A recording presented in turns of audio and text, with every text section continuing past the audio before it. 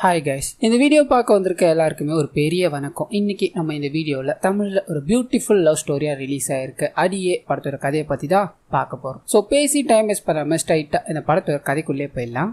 இந்த படத்தோட ஸ்டார்டிங் சீன்லேயே ஒரு ரிசர்ச் சென்டர் தான் காமிக்கிறாங்க. அங்கே இருக்கிற ஒரு மெயினான பொருள் காணோம் அப்படின்னு மாதிரி எல்லாரும் பரபரப்பாக தேடிக்கிட்டே இருக்க, இதோட தலைவரான ஜிகே அப்படின்ற ஒரு சயின்டிஸ்ட் அங்கே வருது. அங்கே இருக்க எல்லாரும் செக் பண்ண, இவ்வளோ கேர்லெஸ்ஸாக இருந்தால் என்ன மாறுத்தோம், நம்ம லேபுக்குள்ளே பூந்து பொருளை திருடிட்டு போகிற அளவுக்கு யாருக்கும் இங்கே திறமை கிடையாது, கூடவே இருக்க யாரோ ஒருத்தர் தான் இந்த வேலையை பண்ணியிருக்கணும் அப்படின்னு மாதிரி சுற்றி முற்றி தேட அங்கே இருக்கிற ஒரு நபரை காணோம் அப்படின்னு மாதிரி தெரிய வருது. இதனால் அந்த நபர் தான் எடுத்துகிட்டு போயிருப்பாரோ அப்படின்ற மாதிரி கன்ஃபார்ம் பண்ண பிஎம் பார்த்தீங்கன்னா லைனில் வராரு. என்ன பண்ணிட்டு இருக்கீங்க நீங்க? இந்தியாவுக்கு இந்த ப்ராஜெக்டால எவ்வளவு பெரிய நல்ல பேர்லாம் கிடைக்கிறதா இருந்தது, எல்லாத்தையும் வேஸ்ட் பண்ணி தொலைஞ்சிருச்சு அப்படின்ற மாதிரி தேடிக்கிட்டு இருக்கீங்க. என்ன பண்ணுவீங்களோ ஏது பண்ணுவீங்களோ தெரியாது, ஒரு நாள் கூட அது திரும்பி வந்தாகணும்னு சொல்ல இவங்களோட முகத்துல அதை தேடணும்ன்ற வெறி அப்படியே கட் பண்ணா காதலர் தினமான இன்னைக்கு நம்ம படத்தோட ஹீரோவான ஜீவா அப்படின்றவரை காமிக்கிறாங்க. ஒரு வீட்டு முன்னாடி பாத்தீங்கன்னா யாரோ ஒருத்தருக்காக காத்துக்கிட்டே இருக்காரு. இங்க நான் எதுக்காக நின்றுகிட்டு இருக்கேன் அப்படின்றது தெரியணும்னா ஒரு சின்ன பிளாஷ்பேக் உள்ள போய் ஆகணும். இவரோட வாழ்க்கையில நடந்த விஷயங்களை சொல்ல ஆரம்பிக்கிறாரு. நம்ம வாழ்க்கையை வாழ்றதுக்கு எதுவுமே இல்ல, சாகிறதுதான் ஒரே முடிவு அப்படின்னு மாதிரி கழுத்து அறுத்துட்டு சாகலான்னு போக அப்ப டிவியில ஒரு குரல் கேக்குது. அன்னைக்கு மட்டும் அந்த குரல் கேட்கல அப்படின்னா இன்னைக்கு நான் இங்க வந்து நின்று இருக்க மாட்டேன் அப்படின்னு மாதிரி டிவி போய் பார்க்க சின்ன வயசுல இவர் காதலிச்சுட்டு இருந்த செந்தாழினி அப்படின்ற பொண்ணுதான். அவங்க டிவியில பாட்டு பாடிக்கிட்டே இருப்பாங்க. இந்த பாட்டு பாத்தீங்கன்னா அவருக்கு சின்ன வயசுல பிடிக்கும். காரணம் என்ன அப்படின்னா அவங்க ஸ்கூல் படிக்கும் போது இந்த பாடல தான் பாடியிருப்பாங்க. இங்க இருந்து கட் பண்ணி இதுக்குள்ள ஒரு சின்ன ஸ்கூல் பிளாஷ்பேக்கை காமிக்கிறாங்க. ஸ்கூல்ல காம்படிஷன் அப்படின்றதுனால செந்தாழினி அழகான ஒரு பாடலை பாடி முடிப்பாங்க. ஆனா இவங்களோட கெட்ட நேரம் செலக்ட் ஆக மாட்டாங்க. இதனால பயங்கரமா அழுகுறாங்க. நான் நல்லா பாடலை போல அப்படின்ற மாதிரி ஃபீல் பண்ணிக்கிட்டே இருக்கேன். இந்த விஷயத்தை ஜீவா கவனிக்கிறாரு. ஏற்கனவே அவங்களோட பாடலும் அவங்களையும் இவருக்கு ரொம்ப பிடிக்கும். இவங்க அழுதுகிட்டு இருக்காங்க இல்லையா, இதனால இவங்களை சந்தோஷப்படுத்தணும் அப்படின்றதுக்காக தனக்கு பிடிச்ச விஷயங்கள் எல்லாத்தையும் லெட்டர்ல எழுதி அந்த லெட்டரை இவங்களோட பேக்ல கொண்டு போய் வைக்க அவங்க எடுத்து படிக்க ஆரம்பிக்கிறாங்க. தயவு செஞ்சு நீங்க பாட்டே பாடாதீங்க, நீங்க பாடுறதால என்னோட மனம் ரொம்ப உருகி போகுது. நீங்க சாப்பிடுற ஐஸ் மாதிரியே தான் என் மனசும் இப்ப இருக்கு அப்படின்ற மாதிரி ரொம்ப அழகா வர்ணிச்சு முடிவுல எக்காரணத்தை கொண்டு நீங்க பாட்டு பாடுறத விட்டுறாதீங்க அப்படின்ற மாதிரி சொல்லி முதல் ரசிகன் அப்படின்ற மாதிரி சைனை போட்டு கொடுத்திருப்பாரு. இந்த விஷயம் இவங்களுக்கு ரொம்ப பிடிச்சி போயிடுது. ஆனா எழுதுனது யாரும் தெரியல. அப்படியே கட் பண்ணா அவங்க முகத்துல சிரிப்பை பார்த்துட்டோம் அப்படின்றதுக்காக இதுக்கு அடுத்தடுத்தனால அவங்க பின்னாடியே சுத்திக்கிட்டே இருக்காரு. காதலை வெளிப்படுத்தணும் அப்படின்ற தோரணையில கட் பண்ணி சில நாட்கள் போகிற மாதிரி காமிக்கிறாங்க. இதுக்கு நடுவுல அவங்களோட டைரி பாத்தீங்கன்னா கீழே விழுந்துரும். அதை எடுத்துட்டு போய் கொடுக்குற கேப்லயாச்சு காதலை சொல்லிடலாமா அப்படின்ற எண்ணம் அந்த டைரியை ஃபுல்லா பாக்குறாரு. இதுக்கு அடுத்த நாள் கொண்டு போய் கொடுக்கலான்னு ட்ரை பண்ண இதுவும் ஒர்க் ஆகுற மாதிரி தெரியல. அவங்கள பார்க்கவே முடியாத சூழல். நாட்கள் போக ஆரம்பிக்குது. ஸ்கூலும் முடிகிற தருவாய், அதாவது கடைசி நாள்ல காமிக்கிறாங்க. இன்னைக்காவது நம்ம சொல்லி ஆகணும், இதை விட்டா வேற சந்தர்ப்பமே கிடையாது அப்படின்ற மாதிரி செந்தாழினியை கூப்பிட்டு தான் காதலிக்கிற விஷயத்த சொல்லலான்னு போக அப்பதான் இவருக்கு ஒரு நியூஸ் வந்து சேருது. இவரோட அப்பா அம்மா ஒரு ஆக்சிடென்ட்ல இறந்து போயிட்டாங்க அப்படின்றதுனால எதுவுமே சொல்ல முடியாம ஸ்ட்ரைட்டா வீட்டுக்கு போறாரு. எல்லாமுமா இருந்த இவரோட அப்பா அம்மா போனதால இவர் நடுத்தருவுக்கு வந்துட்டாரு. காப்பாத்த யாருமே இல்லாத சூழல்ல இவரோட 2 நண்பர்கள் இவரை பார்த்துக்க ஆரம்பிக்கிறாங்க. அதுலயும் டேவிட் அப்படின்ற நபர் பாத்தீங்கன்னா இவரோட வீட்டிலேயே தங்க வச்சுக்கிட்டு அவருக்கு தேவையான எல்லாத்தையும் பார்த்துக்கிட்டு தான் இருந்திருப்பார். இருந்தாலும் வாழ்க்கையோட ஓட்டம் இவருக்கு சுத்தமா பிடிக்கல. டேவிட் ஏதாவது வேலையில சேர்த்து விடணும் அப்படின்ற மாதிரி ட்ரை பண்ணாலும் அதுக்கு இவரால் போக முடியல. நாட்கள் போக ஆரம்பிக்குது. உசுர போக்கிக்கிறது தான் ஒரே வழி அப்படின்ற மாதிரி சாகர நிலைமைக்கு வந்திருப்பார். அப்பதான் டிவில இந்த பாட்டை கேட்டதும் இவரோட மனம் எல்லாமே மாறி போயிடுது. ஆனா அதையும் தாண்டி அவங்க இன்டர்வியூ கொடுத்துட்டு இருப்பாங்க. அதுல ஒரு விஷயத்த ஷேர் பண்றாங்க. இன்டர்வியூவை எடுத்துக்கிட்டு இருக்கவரு உங்களுக்கு யாராவது கிரஷ் இருக்காங்களான்னு கேட்க இவங்க யோசிச்சுட்டு எனக்கு கிரஷ் இருக்காங்க, ஆனா அவரோட முகத்தை நான் பார்த்ததே கிடையாது அப்படின்னு மாதிரி சின்ன வயசுல அந்த லெட்டர் எழுதி வச்சுட்டு போனார் இல்லையா, அந்த விஷயத்த ஷேர் பண்ண இவரோட மனசுக்கு பயங்கர சந்தோஷம். வாழ்க்கையில ஒரு பிடிப்பே இல்லாம சாகர நிலைமைக்கு போன எனக்கு அவன் மூலமா தான் வெளிச்சமே வந்ததுன்னு சொல்ல. ஆனா அதையும் தாண்டி இன்டர்வியூ எடுத்துக்கிட்டு இருக்கவங்க கிட்ட செந்தாழினி பாத்தீங்கன்னா அந்த நபரை எனக்கு பார்க்கணும் போல இருக்கு, வேற எதுவுமே நான் ஆசைப்படலன்னு கேட்க இவரோட மனசுக்குள்ள பட்டாம்பூச்சி பறக்குது. முதல் வேலையா இன்ஸ்டாகிராம் போய் அவங்க ஒரு சிங்கர் தான் இல்லையா, நிறைய ஃபாலோவர்ஸ் எல்லாம் இருக்கும், அதை பாக்குறாரு. அது கூட பாத்தீங்கன்னா அவங்களுக்கு ஒரு மெசேஜை போட்டுறாரு. நீங்க இன்டர்வியூல சொன்னீங்க இல்லையா அந்த நபர் நான் தான், உங்களுக்காக நான் தான் அந்த லெட்டர் எழுதுனேன் அப்படின்ற மாதிரி மெசேஜை போட்டுட்டு நாட்கள் கணக்கா காத்துக்கிட்டு இருக்காரு. எந்த ரிப்ளையும் வரல. இருந்தாலும் இவரோட முயற்சியை கைவிடுறதா தெரியல. அவங்க எங்க போனாலும் பின்னாடி ஃபாலோ பண்ணிக்கிட்டே போக மறுபடியும் காதல்ல விழுற மாதிரி காமிக்கிறாங்க. கட் பண்ணா இவர் செந்தாழினியோட வீட்டு முன்னாடி நின்னுகிட்டு இருக்காரு அப்படின்ற விஷயத்த ஒரு நபர் பாக்குறாரு. யார் ராணி, எதுக்குடா இங்கே நின்றுகிட்டு இருக்க அப்படின்ற மாதிரி மிரட்ட பயந்து போனேன். ஒரு ஆனா டிரைவர் வேணும்னு கேட்டிருந்தீங்கல்ல, நான் நல்லா கார் ஓட்டுவேனான்னு சொல்லி அந்த வீட்லயே டிரைவரா சேர்ந்துக்கிறாரு. நாட்கள் போக ஆரம்பிக்குது. கட் பண்ணி இங்க February 14 இருக்கு இல்லையா, பிரசன்ட்டுக்கு வருது. இன்னைக்காவது அவகிட்ட காதலை வெளிப்படுத்தணும் அப்படின்னு தான் நிக்கிறேன்.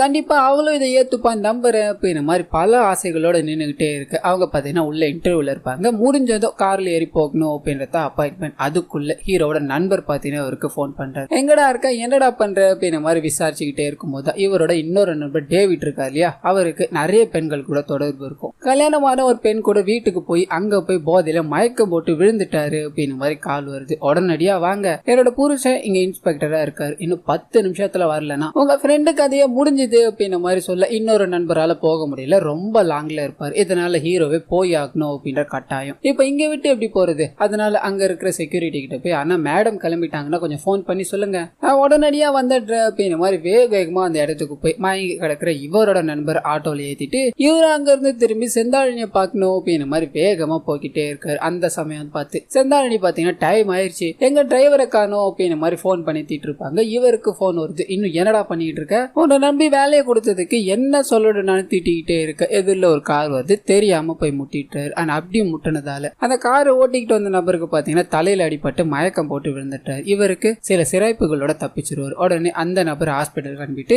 வேக வேகமா செந்தாழினிய பாக்கணும்னு போக அவங்க பாத்தீங்கன்னா வேற ஒரு டிரைவர் கூட கார்ல போய்கிட்டு இருப்பாங்க. பயங்கர சோகம். தன்னை வேலைக்கு சேர்த்து விட்ட நபருக்கு போன் அடிச்சுக்கிட்டே இருக்க அவர் பயங்கரமா திட்டாரு. இதுக்கு மேல எனக்கு போன் பண்ணாத, உனக்கு வேலையும் கிடையாது ஒரு மண்ணும் கிடையாதுன்னு காட் பண்ண. இவர் நினைச்சு வச்சிருந்த எல்லாமே போச்சு இல்லையா. பல பல கனவுகளோட வீட்டு முன்னாடி போய் நின்னாரு. ஆனா இப்போ எல்லாமே செதஞ்சு போய் பயங்கர சோகமா குடிச்சுக்கிட்டு என்ன பண்றதுன்னு தெரியாம போனையே பார்த்துட்டு இருக்காரு. அந்த சமயத்துல செந்தாழினி இன்ஸ்டால லைவ் வராங்க. இவங்க வேக வேகமா கிளம்பி போனது கனடாக்கு ஒரு 3 வருஷம் படிப்புக்காக இருக்கும். சோ அதுக்காக தான் ஹீரோவும் இதை சொல்லிடலாம் அப்படிங்கிற மாதிரி நிறைய கனவுகளோட வந்திருப்பாரு. எல்லாம் கொலாப்ஸ் ஆகிடும். ஆனா அவங்க லைவ்ல பாத்தீங்கன்னா 3 வருஷம் படிப்பு முடிச்சதும் நான் இங்க ரிட்டர்ன் வருவேன், அது உங்களுக்காக ஒரு விஷயத்த நான் ஷேர் பண்ணணும்னு இருக்கேன். அன்னைக்கு சொல்லியிருந்தேன் இல்லையா, சின்ன வயசுல எனக்கு ஒரு கிரஷ் இருந்தாரு, அவரோட முகத்தை கூட பார்த்தது இல்லைன்னு. அவரை நான் போன வாரம் சந்திச்சேன். அவர் கூட ஒரு போட்டோவை எடுத்துக்கிட்டு கனடா போன முதல் வேலையா அந்த போட்டோவை கனடா போன முதல் வேலையா சோசியல் மீடியால ஷேர் பண்றேன்னு சொல்லி லைவ் காட் பண்ண பார்த்துக்கிட்டே இந்த மனுஷன் பயங்கர அப்செட் ஆயிட்டாரு. தலையை புடிச்சுக்கிட்டு அது நான் இல்ல வேற யாரோ அப்படின்னு மாதிரி என்ன பண்றது ஏது பண்றதுன்னு தெரியாம அவங்களோட அக்கௌண்ட்டுக்கு மறுபடியும் பயங்கரமா டைப் பண்ணி அமைச்சுக்கிட்டே இருக்காரு. பாக்குற மாதிரியே தெரியல. நம்ம என்னென்னமோ நினைச்சுக்கிட்டு வந்தோம், இங்க என்னென்னமோ நடக்குது அப்படின்னு மாதிரி பயங்கர போதையில தான் இருப்பார் இல்லையா. ஒரு இடத்துல பொத்துன்னு விழ இவரோட சின்ன வயசு காதல் ஃபுல்லா ஞாபகம் வருது. அப்படியே கண்ணை மூட்டுறாரு கட் பண்ணி. இதுக்கு அடுத்த நாள் காலையில கண் முழிக்கிற மாதிரி இவருக்கு தெரியுது. கண் திறந்து பார்த்தா இவர் முன்னாடி கனடா போற அப்படின்ற மாதிரி செந்தாழினி சொல்லிட்டு போயிருந்தாங்க இல்லையா, அவங்க சாரி எல்லாத்தையும் கட்டிக்கிட்டு காலையில ஒரு காஃபி எடுத்துட்டு வந்து இவரை எழுப்பிக்கிட்டு இருக்காங்க. இவருக்கு ஒன்னும் புரியல. எழுப்புனது மட்டும் இல்லாம சீக்கிரமா போய் குளிங்க, என்னங்க இவ்வளவு நேரம் வரலி தூங்கிட்டு இருக்கீங்க அப்படின்ற மாதிரி கொஞ்சம் கொலாவிட்டு இருக்காங்க. மனுஷனுக்கு ஒரு மாதிரி இருக்கு. ஆமா நம்ம எங்க இருக்கோம், இது எல்லாமே கனவோ அப்படின்ற மாதிரி சுத்தி முத்தி பாக்குறாரு. ஆனா கனவுலாம் இல்ல, இவர் அங்க இருக்காரு. ஆனா அது மட்டும் இல்லாம வேகமா ஓடி போய் டேட்டை பார்க்க காதலர் தினத்துக்கு தான் அந்த சம்பவம் நடந்தது இல்லையா. ஆனா இங்க இருக்கிற டேட்டு அதை விட ஒரு 41 நாள் முன்னாடி இருக்கும். ஒன்னும் விளங்கல. மீண்டும் அவங்க வந்து என்னங்க நின்னுகிட்டே இருக்கீங்க, போய் குளிச்சுட்டு வாங்கன்னு சொல்ல இவர் உள்ள போறாரு. அங்க இருக்க எல்லா பொருளையும் பார்த்து வியந்து போறாரு. பக்காடியில பேஸ்ட், கார் கம்பெனி பிராண்ட்ல டூத் பிரஷ் அப்படின்ற மாதிரி எல்லா பொருட்களுமே ஓல்டாவா இருக்கு. ஒன்னும் விளங்கல. குளிச்சு முடிச்சுட்டு வெளியே வர காரும் பாத்தீங்கன்னா வித்தியாசமா இருக்கு. இதை பார்த்ததும் இவரோட மனசு இன்னும் ஒரு மாதிரி கேள்வி எழுப்பிக்கிட்டே இருக்கு. இங்க என்னடா நடக்குது, நம்ம எங்க இருக்கோம் அப்படின்னு மாதிரி தோணிக்கிட்டே இருக்கு. கார் எடுத்துட்டு வெளியே போக அங்க எல்லா இடமும் ரொம்ப ஹைடெக்கா. இதுக்கு முன்னாடி இவர் பார்த்த விஷயங்கள் எல்லாமே மாறி போய் கிடக்குது. என்ன பண்ணதுன்னு தெரியாம ஓரமா நிக்க ஒரு நபர் வந்து யோ வண்டி எப்படி போட்டு நின்னா எப்படியா போறதுன்னு கேட்க. ஆனா இது எந்த ஊர்னான்னு கேட்க அவர் மெட்ராஸ்.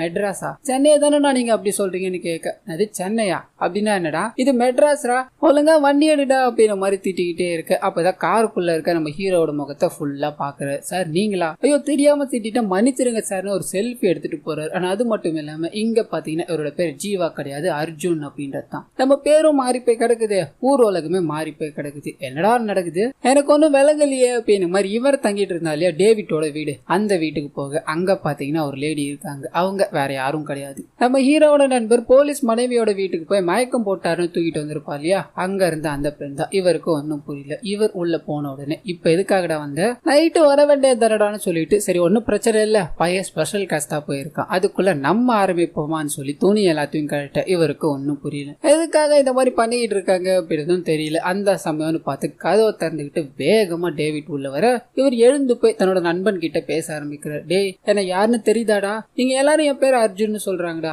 அது மட்டும் இல்லாம இங்க பாரு இந்த அம்மா வேற இருக்காங்க, வீட்டுக்கு போனா செந்தாழினி வேற என் பொண்டாட்டி அப்படின்ற மாதிரி சொல்லிக்கிட்டு இருக்காடா, எனக்கு ஒண்ணுமே வேலைங்களன்னு சொல்ல. ஆனா இவர் எதுவுமே கேட்காம பட்டாருன்னு ஒரு அடி பொத்துன்னு போய் விழுறாரு. எத்தனை வாட்டி சொல்லியிருக்கேன் என் மனைவிய பார்க்க வராத, என் மனைவி கூட பேசாதுன்னு, சொல்றத கேட்க மாட்டியாடான்னு தூக்கி போட்டு மெரிக்க இவர் பக்கத்துல இருக்க போட்டோ எல்லாம் பாக்குறாரு. இந்த அம்மா அவங்கள கல்யாணமே பண்ணிட்டு இருக்கோம். இவருக்கு ஒன்னும் புரியல. என்னது உன் பொண்டாட்டியா, நீ நினைக்கிற மாதிரி எல்லாம் ஒன்னும் இல்லடான்னு சொல்ல இவர் அவர் அடிச்சு இதுக்கப்புறம் இந்த பக்கம் வந்தேன்னு வையன் உனக்கு மரியாதை கேட்டுடான்னு சொல்லி அனுப்ப இவர் தலை மேல கையை வச்சுக்கிட்டு ஒரு ஓரமா போய் உட்காந்துட்டாரு. நைட் ஆயிடுது. அந்த சமயம்னு பார்த்து ஒரு லேடி வராங்க. சார் வீட்டுக்கு போகலையா, என்ன சார் ஆச்சுன்னு கேட்க இவர் ஒரு மாதிரி திரு முழிக்கிறார். சார் வாங்க நான் உங்களை வீட்டுக்கு போய் டிராப் பண்றேன் அப்படின்னு மாதிரி வீட்டுக்கு கொண்டு போக அங்க பாத்தீங்கன்னா அவரோட மனைவி பயங்கரமா திட்டுறாங்க. என்ன அர்ஜுன் ஒரு 2 பணம் ஹிட் கொடுத்த உடனே இவ்வளவு பெரிய திமிரு உனக்குள்ள வந்துருச்சா, இன்னைக்கு மணிரத்னம் சார் எவ்வளவு நேரம் உனக்காக காத்துக்கிட்டு இருந்தாரு, ஒரு ஆஸ்கார் கையில வந்த உடனே இப்படி எல்லாம் பண்ணலாமா அர்ஜுன் அப்படின்ற மாதிரி சொல்ல இவருக்கு பக்குன்னு ட்விஸ்ட் மேல ட்விஸ்டா ஊந்துகிட்டே இருக்கு. நான் மியூசிக் டைரக்டரா அப்படின்னு மாதிரியும் பேசிக்கிட்டு இருக்காரு.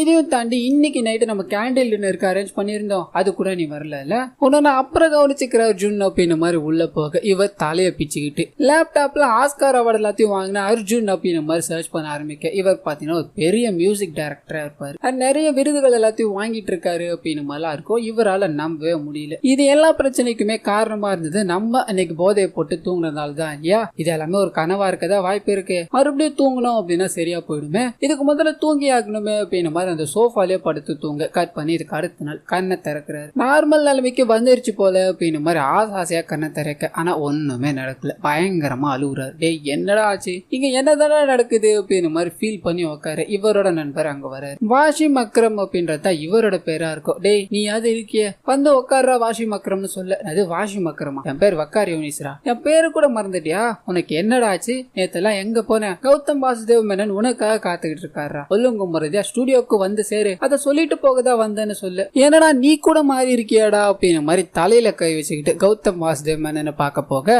அங்க ஒரு ட்விஸ்ட். வர்றது வெங்கட் பிரபு. சார் நீங்க வெங்கட் பிரபு தானே கேட்க, ஏன்பா என்னை பார்த்தா அவ்வளோ கொடூரமானவனா தெரியுது, உனக்கு என்னப்பா ஆச்சு, ஒரு மாதிரி பிஹேவ் பண்ணிட்டு இருக்க, புதுசா நான் எடுக்க போற படத்துக்கு நீ தான் மியூசிக் பண்ணணும், அதுக்காக தான் நரேஷன் சொல்றதுக்காக ஒன்னு கூப்பிட்டேன்னு சொல்லி உட்கார வைக்க இவருக்கு ஒன்னும் புரியல. இதுல இது வேறையா அப்படின்னு மாதிரி கேட்க ஆரம்பிக்கிறாரு. அப்படி கேட்டுக்கிட்டே இருக்கும்போது நம்ம ஹீரோக்கு இப்ப நடந்தது இல்லையா, தூங்கி எழுந்ததும் வேற ஒரு இடத்துல தனக்குன்னு ஒரு மனைவி அண்ட் கூட இருக்க எல்லாருமே மாறி போய் வேற ஒரு ஆளா தெரியுறாங்க அப்படின்னு மாதிரி இருக்கும் இல்லையா, அதேதான் அவரு கதையா சொல்லி முடிக்கிறார். இதை கேட்டதும் இவருக்கு தலை பிச்சுக்கிட்டு, சார் இந்த கதை கொஞ்சம் குழப்புற மாதிரி இருக்கு, கொஞ்சம் தெளிவா எக்ஸ்பிளைன் பண்ண முடியுமான்னு கேட்கிறாரு. ஏன்னா இவருக்கும் இதை நடந்திருக்கு இல்லையா, எதிரில இருக்க கௌதம் வாசுதேவ் மேனனும் இதைத்தான் நான் உங்ககிட்ட எதிர்பார்த்தேன், இந்த இன்ட்ரெஸ்டோட கேளுப்பா அப்படின்னு மாதிரி ஒரு பேரல் யூனிவர்ஸ் அப்படின்றத இன்ட்ரோ பண்றாரு. பொதுவா இந்த உலகத்துல நம்ம நடக்கிற விஷயங்களை தான் ரியாலிட்டி அப்படின்னு சொல்லுவோம் இல்லையா, அந்த ரியாலிட்டியை தாண்டி நிறைய இந்த மாதிரி நடந்திருக்கலாம் அப்படின்ற மாதிரி எக்கச்சக்கமான வழிகள் இருந்திருக்கும் இல்லையா, அது எல்லாமே ஒரு வேளை நடந்திருந்தா என்ன ஆயிருக்கும். உதாரணத்துக்கு சொல்லணும் அப்படின்னா ஒரு நபருக்கு ரியாலிட்டியில இன்னைக்கு ஆக்சிடென்ட் ஆகி இறந்துட்டாரு, தப்பிக்க முடியாம போறதாலன்னு வச்சுக்கிய,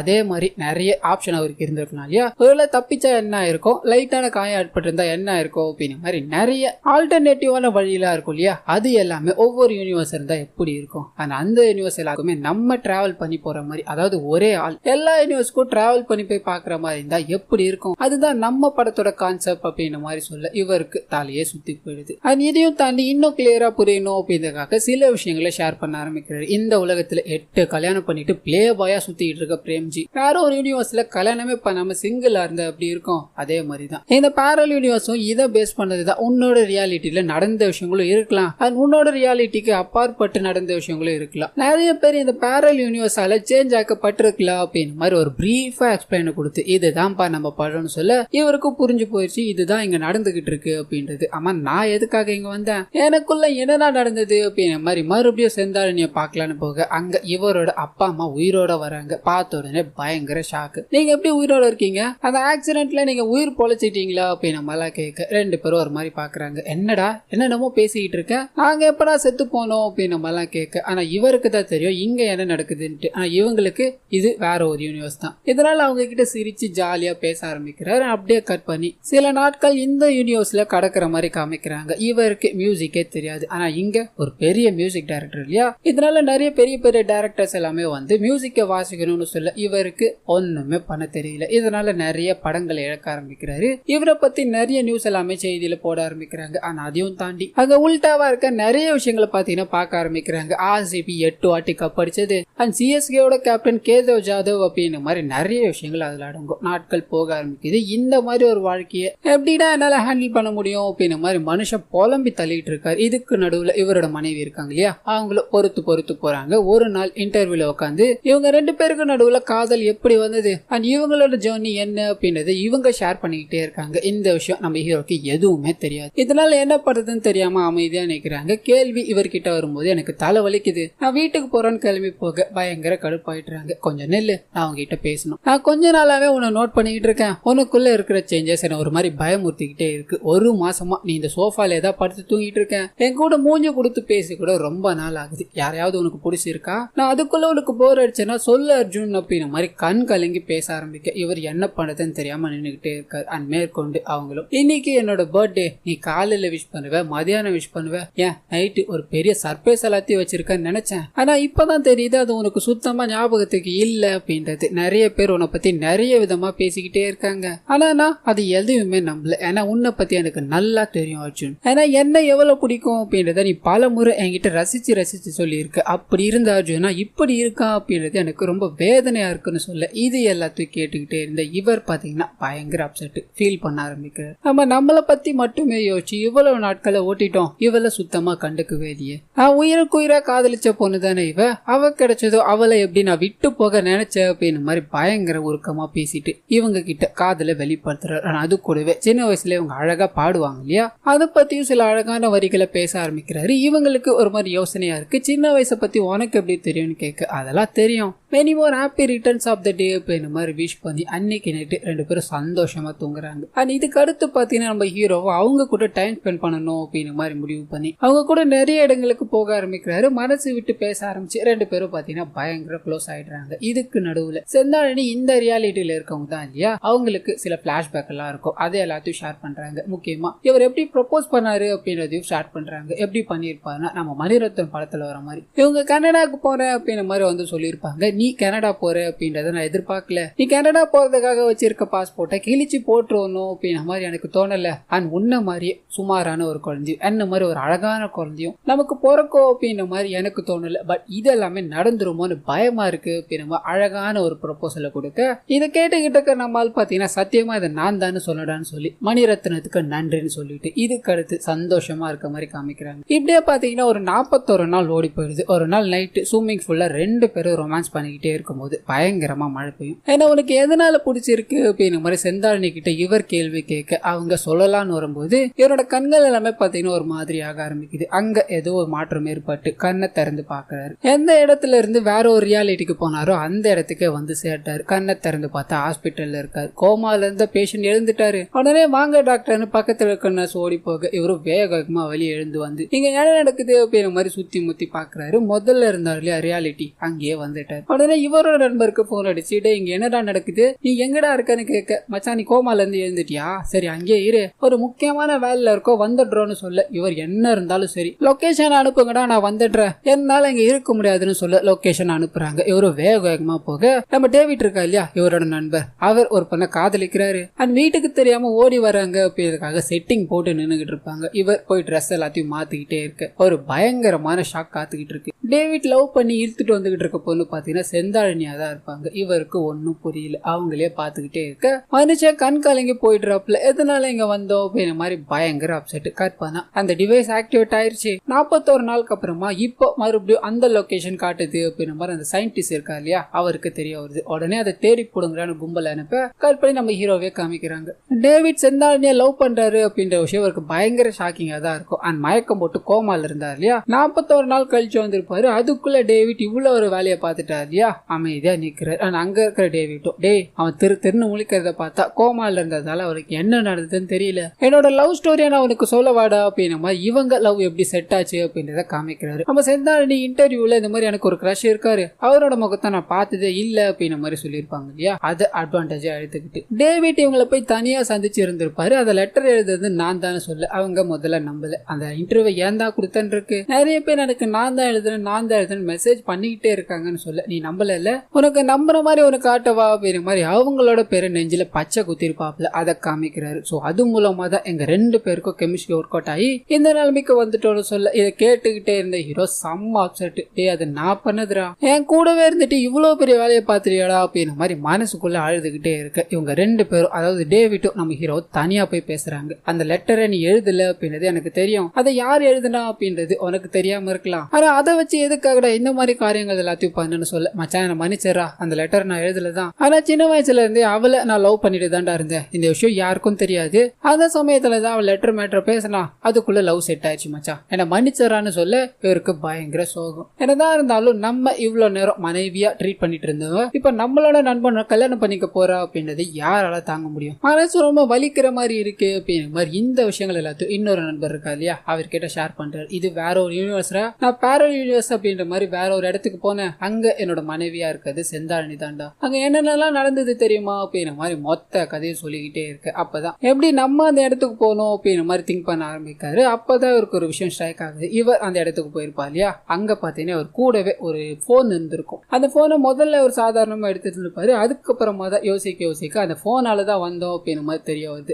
கரண்ட்லயும் இப்பயும் பாத்தீங்கன்னா அவரோட பாக்கெட்ல அந்த போன் இருக்கும். இது எல்லாத்தையும் சொல்லிக்கிட்டே இருக்க அந்த சமயத்துல இவரோட நண்பர் பாத்தீங்கன்னா இவனுக்கு ஏதோ ஆயிடுச்சு போல அப்படின்ற மாதிரி விட்டு போக மறுபடியும் யோசிக்கிறாரு அந்த போன் எப்படி நம்ம கிட்ட வந்தது அப்படின்றது. அப்பதான் ஒரு ஆக்சிடென்ட் ஒன்று நடந்தது இல்லையா, இவருக்கு செந்தாரணியை பார்க்கணும்னு வேகமா வந்திருப்பாரு. அப்போ எதிரில் ஒரு கார்காரர் அவரோட பாக்கெட்ல இருந்துதான் பாத்தீங்கன்னா இது விழுந்திருக்கும். அவரை தூக்கி ஹாஸ்பிட்டல் கொண்டு போய்கிட்டே இருக்கும்போது பக்கத்துல இருக்கவங்க எல்லாரும் இவர்கிட்ட எடுத்து கொடுத்திருப்பாங்க. அதுதான் இவரோட பாக்கெட்ல வந்திருக்கும். அண்ட் ஃபுல்லா மட்டியாகி ஒரு இடத்துல படுத்துக்கிட்டே இருக்கும்போது அந்த போன் பாக்கெட்ல இருக்கத பாத்திருப்பாரு. எடுத்து கைரேகை எல்லாத்தையும் வைக்க ஒரு 4 டிஜிட் நம்பர் பாத்தீங்கன்னா கேட்டிருக்கும். இவரும் கையில வந்து அடிச்சு விட அது மூலமா தான் அவர் வேற ஒரு பேரல் யூனிவர்ஸ்க்கு போயிட்டு வந்திருக்காரு அப்படின்னு கன்ஃபார்ம் பண்ணிட்டு சோ இந்த போன்ல தான் ஏதோ ஒரு மேட்டர் இருக்கணும் அப்படின்னு மாதிரி மறுபடியும் அந்த போன் எடுக்க நம்பர் கேக்குது. என்ன பண்றதுன்னு தெரியாம 1 நம்பர் எடுத்து பட்டுன்னு கண்ணை திறந்து பாக்குறாரு. அந்த யூனிவர்ஸ்க்கு போயிட்டாரு. அண்ட் 1 என்ன அர்த்தம் அப்படின்னா 1 மணி நேரம் அப்படின்றது. அந்த 1 மணி நேரத்துக்குள்ள செந்தாரணியை பார்த்து பேசணும் அப்படின்ற மாதிரி எவ்வளவோ ட்ரை பண்ண, ஆனா 1 மணி நேரம் முடிஞ்சு போயிடுது. பட்டுன்னு பிரசன்ட்டுக்கே வந்துட்டு இவர் போகும்போது அங்க பாத்தீங்கன்னா 8 மணியா இருந்திருக்கும். ஆனா இப்போ 10 மணி இருக்கும். ஸோ இது மூலமா இந்த கான்செப்ட் எப்படி ஒர்க் ஆகுது அப்படின்றத கொஞ்சம் கொஞ்சமா கிராக் பண்ண ஆரம்பிக்கிறார். இப்போ இவர் 8 மணிக்கு ஒன்னு டைப் பண்ணி என்டர் ஆனார் இல்லையா, இதனால 8 மணியை தாண்டி 7 மணிக்கு பாத்தீங்கன்னா அந்த பேரல் யூனிவர்ஸ்ல போய் லேண்ட் ஆயிருப்பாரு. 7 to 8 அந்த 1 hour வரையும் அங்க இருப்பாரு. அண்ட் ரிட்டர்ன் இங்க வரும்போது 10 மணிக்கு வந்திருப்பாரு. அதுக்கு காரணம் என்ன அப்படின்னா அந்த 1 மணி நேரம் இங்க டிடெக்ட் ஆயிட்டு இருக்கும். அதாவது 8 to 9 போயிட்டு கரெக்டா 10 மணிக்கு பாத்தீங்கன்னா லேண்ட் ஆயிருப்பாரு. இந்த கான்செப்ட் படிதான் இது ஒர்க் ஆகுது அப்படின்றத தெரிஞ்சுக்கிட்டு ஸ்ட்ரைட்டா உள்ள போறாரு. அங்க பாத்தீங்கன்னா கல்யாண வேலைகள் எல்லாமே பாத்தீங்கன்னா தடபுடலா நடந்துகிட்டு இருக்கும். 2 பேருக்கும் கல்யாணம். இதை நம்ம கிராண்டா செலிப்ரேட் பண்ணணும் அப்படின்றதுக்காக ஃப்ரெண்ட்ஸோட சேர்ந்து ஜாலியா போட்டோ எடுத்துக்கிட்டே இருக்க இவருக்கு வயிறெல்லாம் எரியும். இந்த சம்பவம் நடக்கவே கூடாது, அண்ட் இதை கண்களால பார்க்கவும் கூடாது அப்படின்றதுக்காக ரூமுக்குள்ள போய் கதவு சாத்திக்கிறேன். அந்த போன்ல எவ்வளவு அதிகமான நேரம் வைக்க முடியுமோ அவ்வளவு அதிகமா வைப்போம். இது எல்லாத்தையும் கடந்து அந்த யூனிவர்ஸ்க்கு போய் நம்மளோட மனைவி கூட சந்தோஷமா இருப்போம் அப்படிங்கிற மாதிரி பிளான் போட்டு ஹையஸ்ட் நம்பர் 9 தான் இல்லையா, அதை ஃபுல்லா ஃபில் பண்றாரு. கட் பண்ணி கண்ணை திறக்க ஒரு இடத்துல பாத்தீங்கன்னா பாட்டு பாடுற மாதிரி உட்காந்துக்கிட்டு இருக்காரு. அங்க இருக்க எல்லாரும் கை தட்டி என்கரேஜ் பண்ணிக்கிட்டே இருக்க பக்கத்துல ஒரு லேடி பாடுறாங்க. திரும்பி பார்க்க நம்ம செந்தாழி தான் பாத்தீங்கன்னா அழகான ஒரு பாடல பாடிக்கிட்டு இருப்பாங்க. அவங்க பாடி முடிச்சதோ இவர் ஸ்டார்ட் பண்ணலான்னு போக இவருக்கு லிரிக்ஸ் தெரியாம தப்பா பாடுறாரு. எல்லாரும் திட்டவே ஒரு மாதிரி மேனேஜ் பண்ணிட்டு அண்ட் பாட்டு முடிஞ்சதோ செந்தாழி நம்ம வீட்டுக்கு போகலாமான்னு கேட்க ஒரு மாதிரி பாக்குறாங்க. என்ன சார் கேக்குறீங்கன்னு சொல்ல, சாரா என் பொண்டாட்டி தானடி, ஆடி வீட்டுக்கு போலான்னு சொல்ல, என்னது பொண்டாட்டியா, என்ன சார் பேசிக்கிட்டு இருக்கீங்கன்னு சொல்ல இவரோட நண்பரோட தனியா கூட்டு போறாரு. டேய் உனக்கு என்னடா ஆச்சு, இப்பதான் பார்த்து 10 நிமிஷம் ஆகுது, அதுக்குள்ள பொண்டாட்டி ரேஞ்சுக்கு பேசுறேன்னு சொல்ல இவருக்கு ஒன்னும் புரியல. டேய் என்னடா வெறுப்பேத்துற, அவளை நான் கல்யாணம் பண்ணிட்டேன்னு சொல்ல தயவு செஞ்சு அமைதியாடுறா, அடி வாங்க விட்டுறாதுறான்னு சொல்ல அப்பதான் இவருக்கு ஞாபகம் வருது. இவர் அந்த 9 ஃபுல்லா டைப் பண்ணார் இல்லையா, அது எல்லாத்தையும் கால்குலேட் பண்ண ஒரு 470 நாளுக்கு மேல இருக்கும். அந்த நாட்களுக்கு பின்னாடி போயிட்டாரு. சோ இந்த கான்செப்டே பாத்தீங்கன்னா இப்படிதான் ஒர்க் ஆகும். ஸ்டார்டிங்ல கூட பாத்தீங்கன்னா ஒரு 100 அப்படின்னு மாதிரி அடிச்சு விட்டுருப்பாரு. அதுல இருந்து ஒரு 41 நாள் தான் அந்த ரியாலிட்டியில இருந்திருப்பாரு. மறுபடியும் பிரசன்ட்டுக்கு வந்திருப்பாரு. இப்ப அந்த பொண்ணு கூட வாழணும் அப்படின்ற ஆசையில மொத்த நம்பரை அடிச்சு விட அதுக்கு முன்னாடி இருக்க ஒரு 470 நாள் முன்னாடி போயிட்டாரு. இப்பதான் இந்த பொண்ணையே பாத்துருக்காரு. இதை தெரிஞ்சதும் போச்சா, பல கனவுகளோட வந்தனடா எல்லாம் நாசமா போயிருச்சா அப்படின்னு மாதிரி கௌதம் வாசுதேவ் மேனனை போய் பாக்குறாரு. இப்போதைக்கு டேட்டுக்கு அவர் பாத்தீங்கன்னா அந்த சயின்ஸ் பிக்ஷன் படம் எல்லாம் எடுக்கல, நார்மலா விஜய் வச்சு ஒரு படம் எடுத்துக்கிட்டு இருக்காரு. இவர் போனதும் அந்த சயின்ஸ் பிக்ஷன் படத்தை பத்தி பேசி பாக்குறாரு. ஒன்னும் புரியல. சரி சார் நான் ஒரு படம் எடுக்கலான் இருக்கேன், அந்த கதையோட ஒன்லைனை மட்டும் கேக்குறீங்களா அப்படின்னு மாதிரி இது வரைக்கும் நடந்தது இல்லையா அதை எல்லாத்தையும் ஷேர் பண்றாரு. இதுல நீங்க இதுக்கப்புறம் ஸ்டோரி எப்படி சார் எடுத்துட்டு போவீங்கன்னு கேட்க இவர் ஒரு மாதிரி யோசிக்கிறாரு. பரவாயில்லப்பா, ரொம்ப என்கேஜிங்கா தான் இருக்கு. நான் இந்த படத்தோட ரைட்டரா இருந்தா என்ன தெரியுமா பண்ணுவேன், அந்த 470 நாள் முன்னாடி வந்துட்டா அப்படின்னு மாதிரி தானே சொன்னேன். அந்த 474 என்னென்ன நடந்தது அப்படின்றத எல்லாத்தையும் ரீக்ரியேட் பண்ணும் அப்படின்னா அதே மாதிரி நடந்துட்டு போகுது.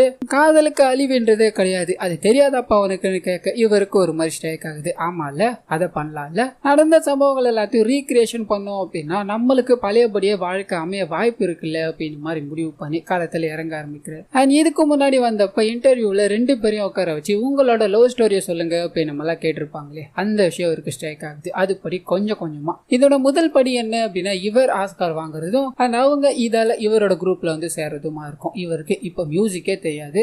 இதுல எங்கடா நான் ஆஸ்கார் வாங்குறது அப்படிங்கிற மாதிரி புலம்பி உட்காந்துக்கிட்டே இருக்க நிறைய டேரக்டர்ஸ் எல்லாம் வராங்க. சீன் பை சீனா நிறைய விஷயங்களை சொல்ல. இது எல்லாமே பாத்தீங்கன்னா இவர் இருந்த உலகத்துல மணிரத்னம் எடுத்த படங்கள்லாம் இருக்கும். சும்மா விடுவாரா, எவ்வளவு பாட்டு கேட்டிருப்பாரு, எல்லாத்தையும் எடுத்து விட ஆரம்பிக்கிறாரு. பயங்கரமான டியூன் எல்லாம் கொடுக்கறாரு. இவர்கிட்டயே வாங்க அப்படின்னு மாதிரி எல்லா டேரக்டரும் வராங்க. பாடலாசிரியர் ஆயிட்டாரு, பெரிய பெரிய வளர்ச்சிக்கு போயிட்டாரு அப்படின்னு மாதிரி நிறைய விஷயங்களை காமிக்கிறாங்க. இதுக்கு நடுவுல இவங்க 2 பேருக்கும் நடுவுல யூனிக்கா சில தருணங்கள்லாம் நடந்திருக்கும் இல்லையா, அது எல்லாத்தையும் பக்காவா ரீக்ரியேஷன் பண்ணிக்கிட்டே இருக்காரு. நடுவுல மியூசிக்கும் கத்துக்கிட்டு இருக்காரு, பிரச்சனை ஆகக்கூடாது அப்படின்றதுக்காக. அப்படி இருக்கும் போதுதான் இவர் ப்ரப்போஸ் பண்ண நாள் அப்படின்ற மாதிரி இருக்கும் இல்லையா, அது வருது. இவர் பக்காவா மணிரத்னம் டைலாக்க சொல்லிதான் ப்ரப்போஸ் பண்ணிருப்பாரு. இன்னைக்கு வரட்டும், நம்ம சொல்ற டைலாக்க அவ என்ன மாதிரி ரியாக்ட் பண்றா பாக்கலாம் அப்படின்ற மாதிரி காத்துக்கிட்டே இருக்க கேம் விளையாடுறாங்க. முதல்ல இவர் பக்கம் வந்து நிக்கணும் அப்படின்னு மாதிரி தான் இருந்திருக்கும். ஆனா அங்க நம்ம ஹீரோயின் சைடே போய் நிக்குது. இவருக்கு ஒன்னும் புரியல, என்ன அவ பக்கம் போச்சேன்னு சொல்ல அங்க இருக்கிறவங்களும் ஒரு போட்டோ எடுத்து காமிக்கிறாங்க. என்னோட வீட்டுல கல்யாணம் பண்ணிட்டு கனடா போகணும்னு சொல்லிட்டாங்க, எனக்கு பாத்திருக்க மாப்பிள்ள தான் இவருன்னு சொல்ல பக்குன்னு வாரி போயிடுது அர்ஜுனுக்கு. டேய், இங்க என்னதானா நடக்குது, நான் எல்லாத்தையுமே ஒழுங்கா தானே பண்ணேன், அப்பயே இந்த மாதிரி நடக்குது அப்படின்னு மாதிரி வேகமா கௌதம் வாசுதேவ் மேனனே போய் பார்க்க அவரு யோசிக்கிறார். சரி, இந்த பேப்பர்ல ஃபுல்லா புள்ளி வைன்னு சொல்ல ஏடா கூடமா வைக்கிறாரு. அதே மாதிரி இன்னொரு பேப்பரை கொடுத்து இதுல இருக்கிற மாதிரியே வைன்னு சொல்ல அவரால் முடியல. பாத்தியா, ஒரு வாட்டி உருவானதை இன்னொரு வாட்டி அதே மாதிரி உன்னால உருவாக்க முடியல, அதே மாதிரி தாண்டா இதுவும். நீ பண்ண சின்ன சின்ன விஷயங்களால கூட இவ்வளவு பெரிய மாற்றங்கள்லாம் ஏற்பட்டிருக்கலாம்னு சொல்ல ஒரு 2 சீனை நமக்கு காமிக்கிறாங்க. இவர் பாத்தீங்கன்னா இம்ப்ரெஸ் பண்ற மாதிரி ஒரு விஷயத்த சொல்லியிருப்பாரு. 2 பேர் கார்ல போய்கிட்டே இருக்கும்போது அது என்ன அப்படின்னா இது நேரம் வழியா அவங்க சார்னு கூப்பிட்டுருப்பாங்க. சார்ல கூட வேணா அர்ஜுனே கூப்பிடுன்னு சொல்லியிருப்பாரு. இவர் ரீக்ரியேட் பண்ற அப்படின்ற பேர்ல சார்னு எதுக்குமா கூப்பிடுற, அர்ஜுனன் கூப்பிடுற சொல்றதுக்கு பதிலா அர்ஜுனு கூப்பிடாத சார்னு கூப்பிடுன்னு சொல்லி விட்டுருப்பாரு. அவங்களோட முகத்துல ஒரு மாற்றம். கட் பண்ணி இன்னொரு சம்பவம். வேகமா போய்கிட்டே இருக்கும்போது ஒரு லாரியில பாத்தீங்கன்னா இடிச்சிட்டு இருப்பாங்க. அங்க ஒரு ரொமான்டிக்கான டாக்லாம் பாத்தீங்கன்னா நடந்திருக்கும். அதே மாதிரி பண்ணணுன்றதுக்காக லாரி கிட்ட போக லாரியில இடிபடாம திருப்பிட்டாரு. ஐயோ, அப்படி நடக்க கூடாது, மறுபடியும் போய் இடிச்சாக்கணுமே அப்படின்னு மாதிரி வேகமா போய் முட்டை அவங்க என்ன ஒரு மாதிரி பண்றாருன்னு இங்க ஒரு மாதிரி பாத்திருப்பாங்க. சோ இந்த மாதிரி விஷயங்களாலதான் இதெல்லாம் மாறி போயிடுச்சு, நம்ம பார்த்த வேலை தான் இது அப்படின்னு மாதிரி புரிஞ்சுக்கிறாரு. இப்போ கல்யாண லெவலுக்கு போயிடுச்சு இல்லையா, இங்க வந்து இவ்வளவு நாட்கள் காத்துட்டு இருந்தோம், எல்லாம் நாசமா போச்சு அப்படின்னு மாதிரி பயங்கர அப்செட். அந்த சமயத்துலதான் இவங்க கல்யாணம் பண்ணிக்க போற நபர் ஒரு கோல்மால் பார்ட்டி அப்படின்றது தெரிய வருது. இந்த விஷயத்த சொல்லி கல்யாணத்தை நிறுத்தணும் அப்படின்றதுக்காக வேகமா ஓடி வந்து நீ என்ன தப்பா எடுத்தாலும் பரவாயில்ல, இதுதான் உண்மை, நீ கல்யாணம் பண்ணிக்க போற இல்லையா அப்படின்னு மாதிரி வாயத்தை இருக்கு. அங்க இருக்க எல்லாருமே ஒரு மாதிரி நின்னு போறாங்க, அசைவே இல்லாம நின்னுகிட்டே இருக்காங்க. இவருக்கு ஒன்னும் புரியல, நான் பேசுறது கேக்குதா, எதுக்காக எல்லாரும் அமைதியா இருக்கீங்கன்னு சொல்ல பாட்டுன்னு கண்ணை திறக்கிறாரு. ரியாலிட்டிக்கு வந்துட்டாரு. காரணம் என்ன அப்படின்னா அந்த டிவைஸ காணோம் அப்படிங்கிற மாதிரி அந்த சயின்டிஸ்ட் வெறித்தனமா தேடிக்கிட்டு இருந்தார் இல்லையா, புடிச்சிட்டு இருப்பாரு. உன்னை எழுப்புறதுக்கு நாங்க பட்ட பாடு இருக்கே, அது ஆண்டவனுக்கு தான்ப்பா தெரியும், ஒரு வழியா நீ வந்துட்டேன்னு சொல்ல இவர் பயங்கரமா கத்துறாரு. திரும்பி டைம் டேட் எல்லாத்தையும் பாக்குறாரு. இவர் வரதுக்கு மார்க் பண்ணி வச்சிருந்தா இல்லையா, அதுக்கு முன்னாடியே தான் வந்துட்டு இருப்பாரு. எதுக்காக இந்த மாதிரி பண்ணீங்க, நான் திரும்பி போய் ஆகணும் சார், காதல்லாம் உங்களுக்கு என்னன்னு தெரியுமா, அதோட வலி என்னன்னு புரியுமா அப்படின்னு மாதிரி விஷயங்கள் எல்லாத்தையும் சொல்லி பயங்கரமா புலம்ப. எப்பா நிறுத்துப்பா, அதுக்கு முன்னாடி இங்க எதை நடக்குது அப்படின்றத நான் சொல்லிடுறேன்ட்டு இவரை பத்தி சில விஷயங்களை சொல்ல ஆரம்பிக்க. நிறைய பொருட்செலவுல பாத்தீங்கன்னா ஒரு டைம் டிராவலை கண்டுபிடிக்கணும் அப்படின்ற மாதிரி ஆய்வுல ஒரு சின்ன மிஷினை கண்டுபிடிச்சிருப்பாங்க. அதுல ஏற்பட்ட கிளிச்சால அது வேற ஒரு யூனிவர்ஸ்க்கு போயிட்டு வருது அப்படின்றத நாங்க ஃபைன் பண்ணோம், கேமரா வச்சு எல்லாத்தையும் செக் பண்ணிட்டோம்.